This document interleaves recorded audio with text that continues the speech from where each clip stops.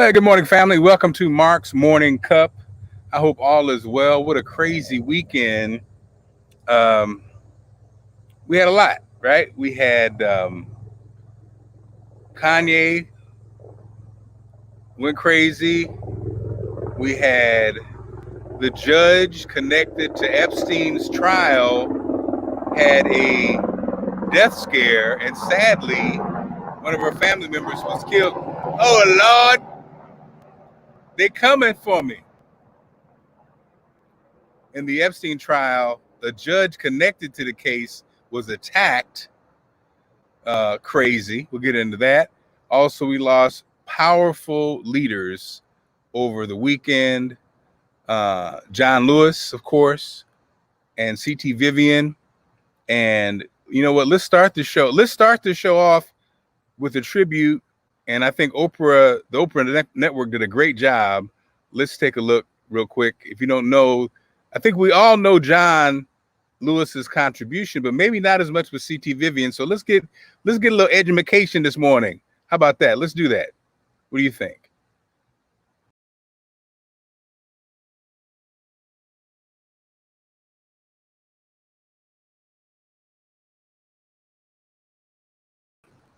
Let me get my little technical difficulties worked out. Okay, here we go. We're willing to be beaten for democracy, and you misuse democracy in the street. You beat people bloody in order that they will not have the privilege to vote. Reverend C.T. Vivian first met John Lewis in 1960 at one of several nonviolent strategy workshops taught by James Lawson. When Jim Lawson came to the city, he began to organize students. We began to understand the philosophy behind it.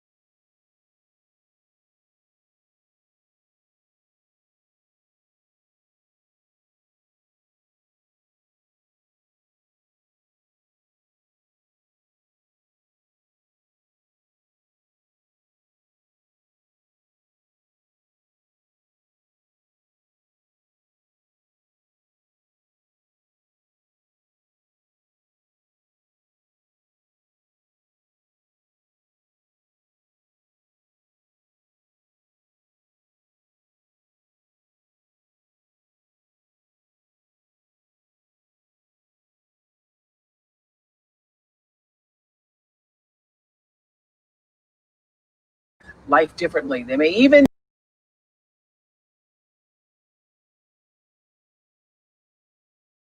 Okay, so Oprah, thank you so much for that. And again, giving us some context for CT Vivian. For many of us who, of course, are not educated about these superheroes, these people are just that to me, superheroes.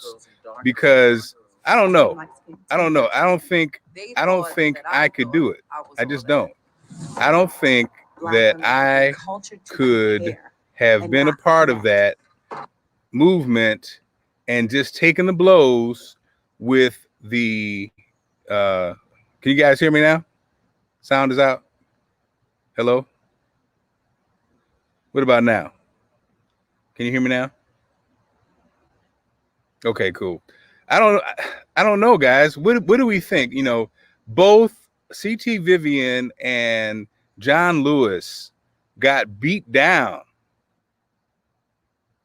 Oh, the video sound was out. Oh, damn. Um, both CT Vivian and John Lewis got beat down in the name of nonviolence and in the name of, the civil rights movement. And it's interesting. I used to always feel, first of all, I think with Martin Luther King Jr., the philosophy is, of course, nonviolence, understanding that you really can't have a change until you work on people morally wanting to change. And so I guess the nonviolent movement appeals to the humanity of people. Now, dude, but to get cracked in the head time and time again for this, to try to reach that humanity, I don't know, man. As we look back on the civil rights movement and all the quote unquote gains, it's a very interesting argument. I mean, you can't win. Obviously, you can't beat the system with guns. You can't do that. But appealing to the humanity in people seems, it also is short-lived. It only takes a generation. It only takes a couple years. I think that's exactly what happened with Obama. Obama made America feel good about America because here was a black man who was the president of the United States. It said to Americans who consider themselves not to be racist, hey, see? Hey, we elected a black president. But the reality was the other faction was people were incensed, outraged, couldn't handle it. A black, smart, charismatic, fair president. And the backlash is you get Trump in office. Some of the very people who elected Obama elected Trump, and I think a lot of it was because they weren't used to having a black leader. They weren't comfortable with black leadership. They weren't comfortable with the image of America and leadership being black. And it's sad, but I respect the people at least who could admit it and the people who at least come out with it, as opposed to the people who secretly went in there and pulled the ballot for Trump. You know what I mean? Because they wanted a change. What's up, family? Everybody.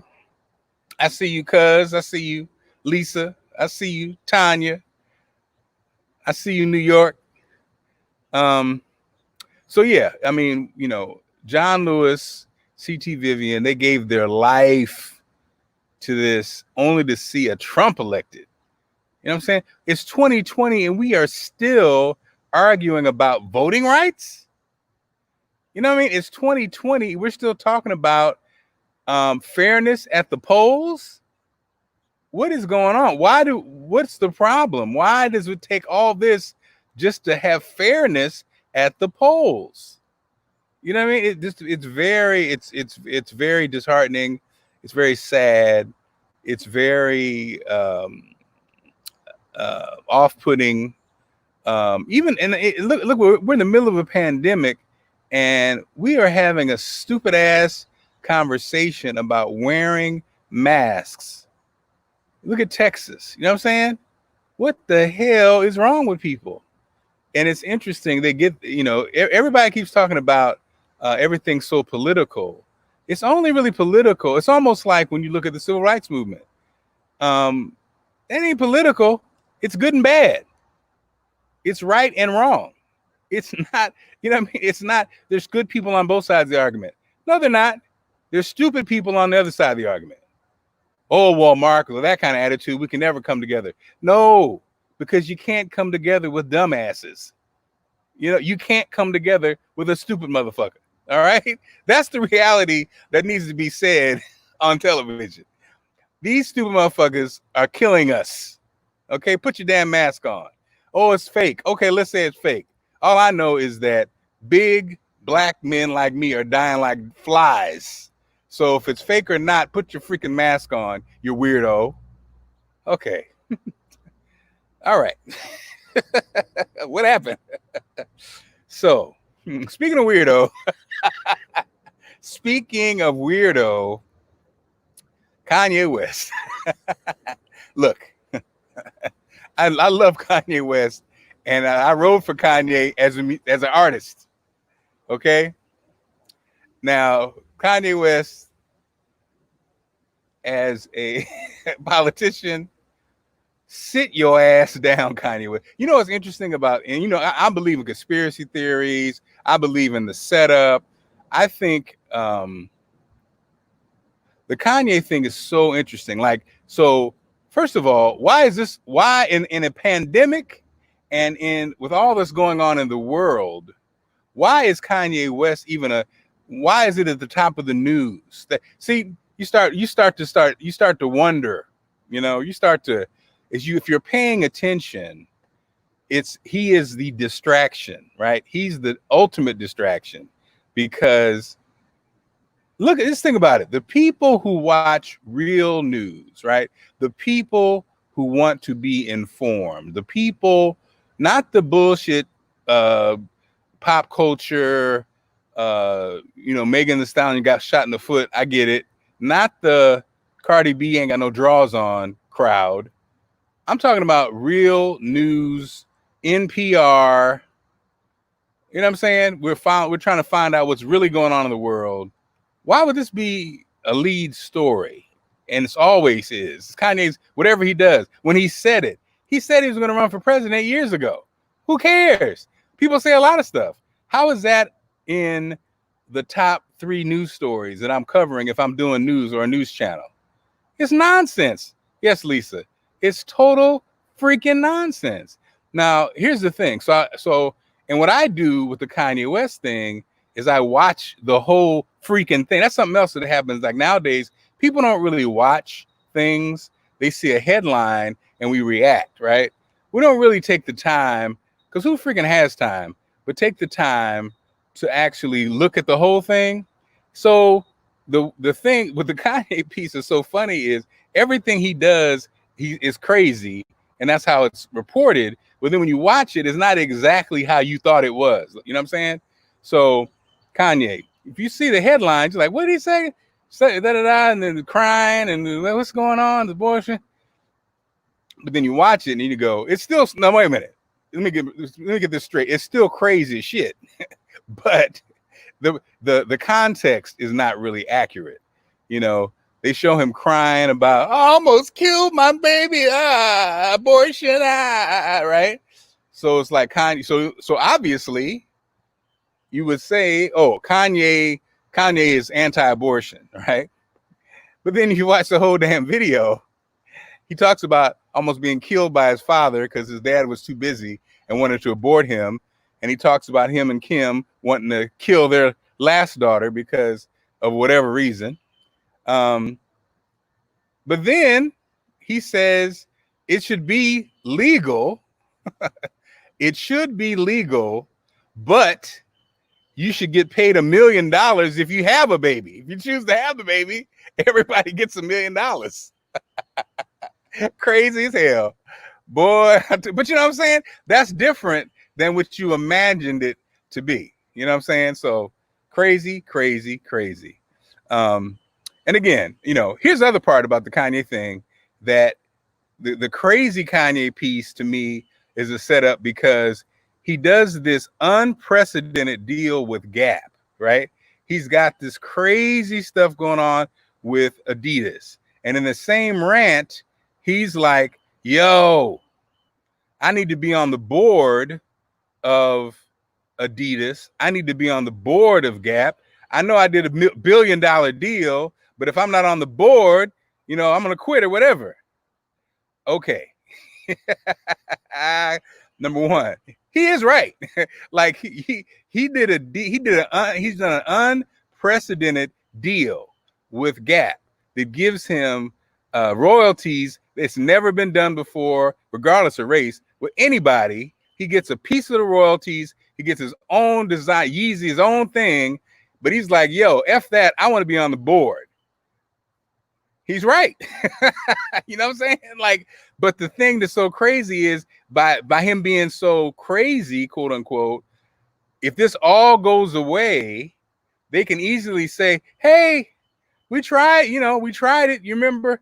Because it's not quiet. You know, this is business, but it's very loud. Everybody knows about it. Everybody's aware of it. Most of the time in these circles, you don't know about these deals. These are private deals. You don't know about the deals that people cut with clothing designers. You know what I'm saying? But is it for a reason? Of course. So he goes crazy, deals off the table, and they say, see, these people are crazy. And we would all agree, yep, this motherfucker crazy. So anyway, all right. What's going on, T? What else? Yes, and yes, mentally, he obviously is on this thing. It's not going to end. It's going to end terribly. You know, it's going to end terribly. But it's crazy. At the height of his craziness, he has done what nobody else has done, and he said he was going to do it when he was younger, as far as not just be a rapper, business, fashion. It's all happening, but it's going to end terribly. And again, is it by design? Who knows? All right. What else? Some people can't go.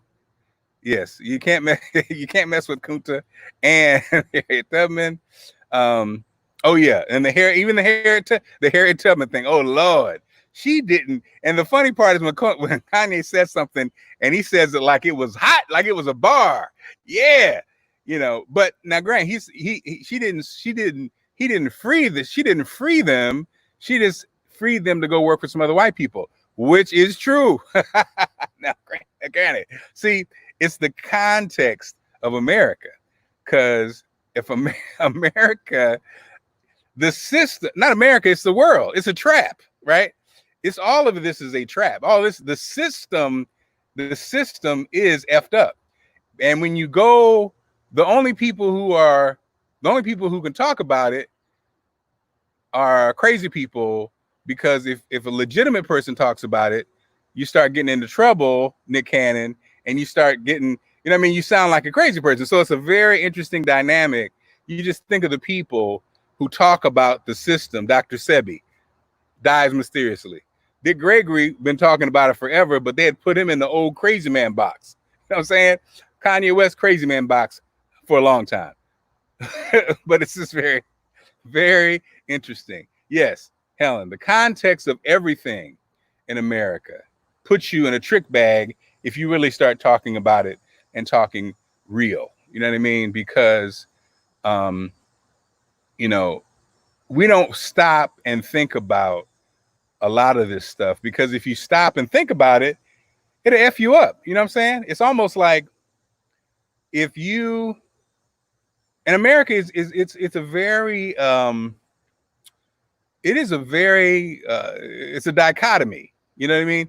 It's a dichotomy. In America, you can dream of something and you live your life and you could get it. In America, you have the freedoms to get those things that you desire.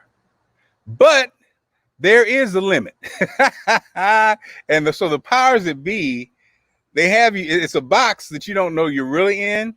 And so when you start tapping on certain things, it's like a hot oven.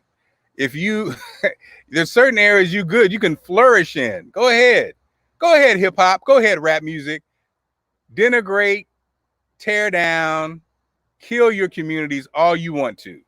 Go ahead. Because we can all make money, and we ain't talking about shit. These songs, these messages, whipping it up in the kitchen, calling women hoes and bitches, calling each other N-words. You're tearing down your society. You can do that in America all day, baby. But do what Public Enemy was doing. Remember that? Y'all remember? That's our generation. When Public Enemy came out and started talking about real stuff, and not just them, other rap groups was consciousness. Threw away the gold, had on the Ankh and the damn Africa sign and wood, and it was momentum. Momentum. But what happened? Gangster rap. You know what I mean? And you know, really? Was that by accident? Was it by accident? No, it's not by accident. You know, anything. Obama. And even that, Obama didn't do nothing for the black people. Obama's policies, let's say they didn't. It was the image. Brilliant. beautiful family, character guy, humanity, respect. That image alone, invaluable. Invaluable. My girls saw themselves. They saw me in him. They saw them. They know their daughters. They don't know them directly, but they know friends who are friends with the daughters. That's invaluable. That image is invaluable. And that's why I ain't gonna be around long, because a Trump comes around and tears all that down. Trump is the symbol of America. He is the rude, self-serving manifestation of the ugly American. That's what Trump is. Come to life. That's it. That's it. You know, and it's funny because he has a certain respect that Obama didn't get. He gets a certain respect that Obama didn't get because he is the white male American, selfish, I don't give a shit about you, ugly American, you know? And that's why, you know, he does stuff that nobody else can do. He says stuff that nobody else can say. How are you arguing? Why are we even wasting our breath with somebody who says, grab him by the pussy? And there's people, smart people, who will stand by him. Women, men will stand by this guy. Why? Because he is America. All right. What am I drinking? What am I drinking today?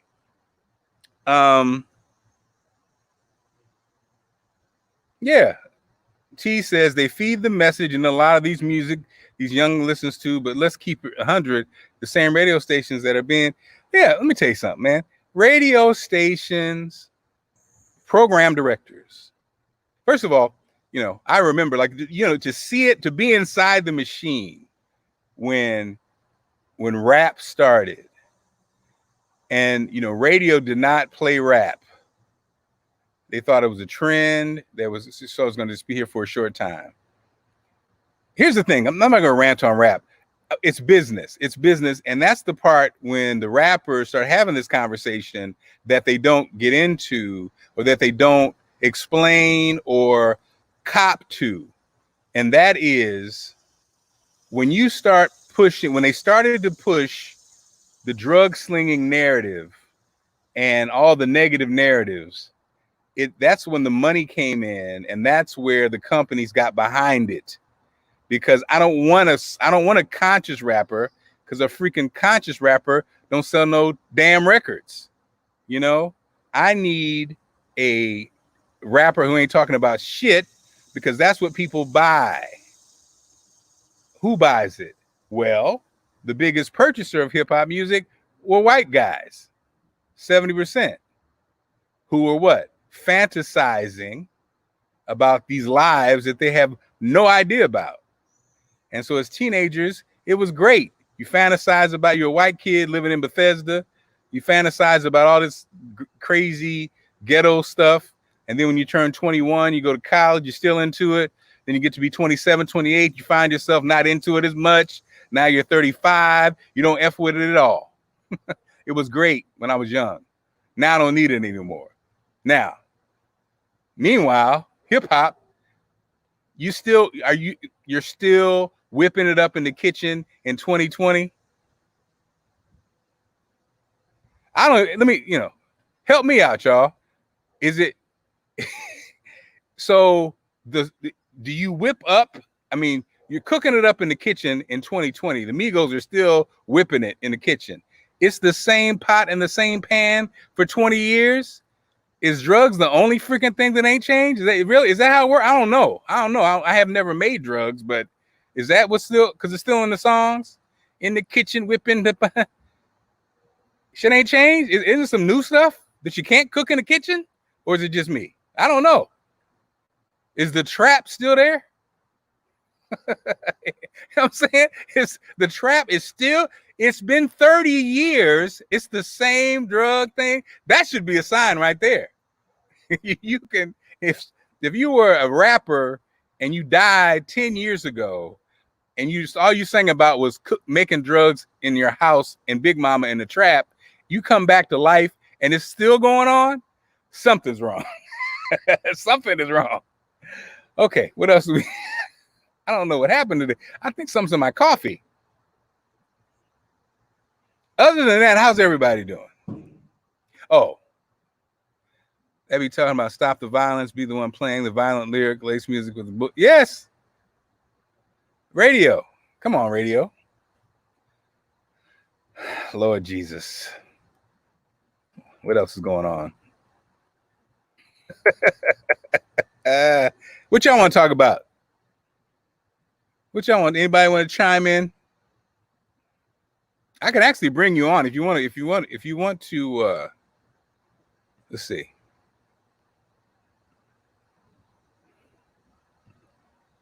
If you are somewhere and you'd like to chime in, you know, I'm trying these new technologies. I'm going to. I just sent that link. You can click on that, and I can bring you in if you'd like to hop in on the conversation. Why not? Marc's Morning Cup. Make sure you download the Allison and Marc app when you can. It's ALLISON and Marc. What's up, New York? Ella J. That's my baby right there, boy. Shout out to my New York crew, old school music crew. Shout out to, I was just thinking, I have been working in, I've been, on different radio stations in different cities for so long. So if I do a shout out, my countdown, it's like shout out to Huntsville, Alabama. Shout out to Charleston, South Carolina. Shout out to St. Louis, Missouri. Shout out to Baltimore. Shout out to Washington, D.C. Shout out to New York City. It's just so interesting, man. Like, wow. Is that crazy? It's crazy. Oh, man. So, all right. Hey, Jesse. Jesse, Nikki, love to you. Love you too. So, here's the good news, though. After all that, and all that's going on in the world, y'all know your spiritual got you, right? And I think we've all arrived, however means we got there. Some of us are Christian, some of us are Muslim, some of us are, Hindu, some of us are atheist. However, whatever you believe, for me, is I feel like there's a higher power, and love is the answer to all questions. So even when you get caught up in the world, I still believe that love is the answer to all questions, and it's going to be all right, even though it's easy to get caught up, right? So that's what I roll. That's what I roll with. It's going to be hot today. It's going to be safe out there. Don't let it creep up on you. I actually checked myself because I was kind of busy. You know what I'm saying? I was out there. I had my mask on. I wash my hands. I do this, I do that. But I was like, why am I out here in a pandemic? And I got, I've got all kinds. I got the, what do you call them? The pre-existing conditions. Be real with yourself, Big Marc. You stay your ass home. Why are you out in it? You don't have to get out of here. So I'm backing up. I'm backing off a little bit. You know what? Staying home, doing this. Let things calm down. Because when you go out and you see people wilding out, you be like, what is going on? Not realizing that it can affect you. And we just lost Patrick Ellis, WHUR staple. And I was just thinking about, I'll wrap up with this. Patrick Ellis, God bless you, Patrick.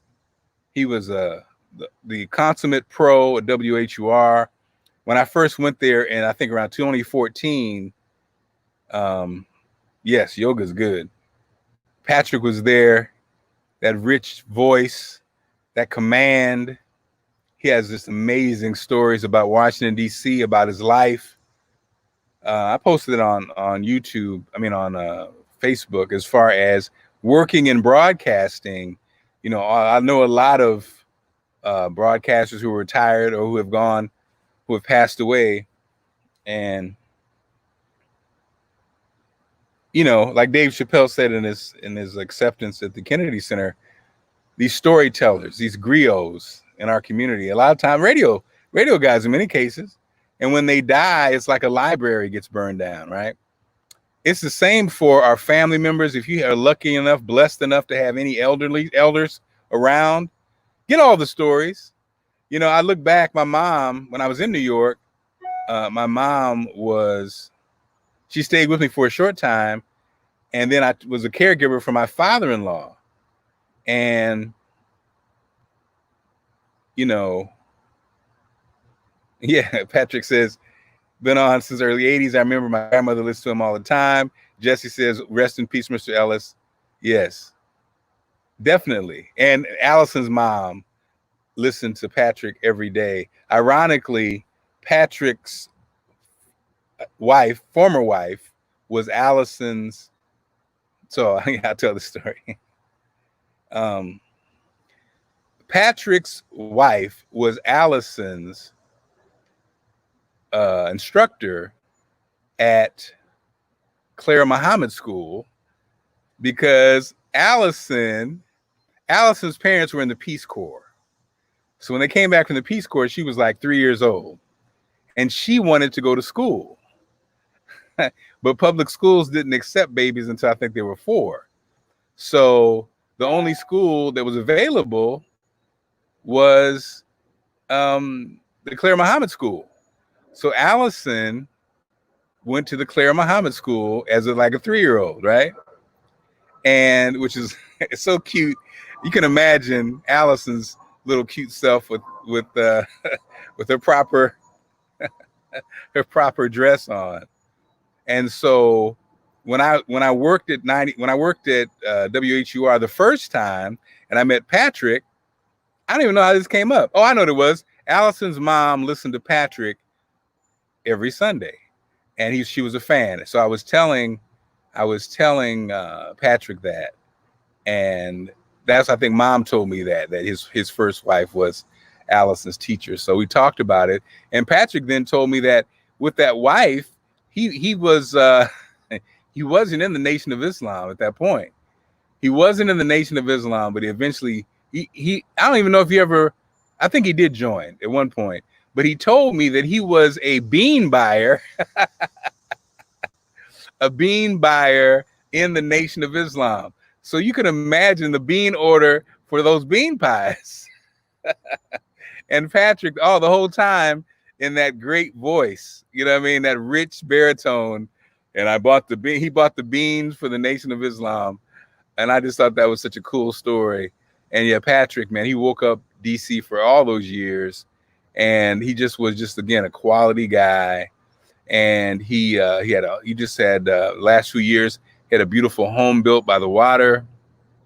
And it's just sad because this COVID thing, he passed away because of the COVID situation. And it just really breaks my heart, because what people don't realize, when they don't wear their mask, you wearing the mask is really to protect other people. So when you don't wear your mask, you are putting other people in danger. So again, we lose a Patrick Ellis because he got contaminated by this crazy disease that we're dealing with. And you just feel sad, because all those people that we've lost, in some ways it could have been prevented. And that's heartbreaking, right? All right, so let's wrap it up, guys. Have a great day. All is well. I'm sorry if I was just grouchy today. I don't know what happened. I was maybe too much caffeine. Have a good one. I'll talk to you soon. And that wraps up Mark's Morning Cup. Take care.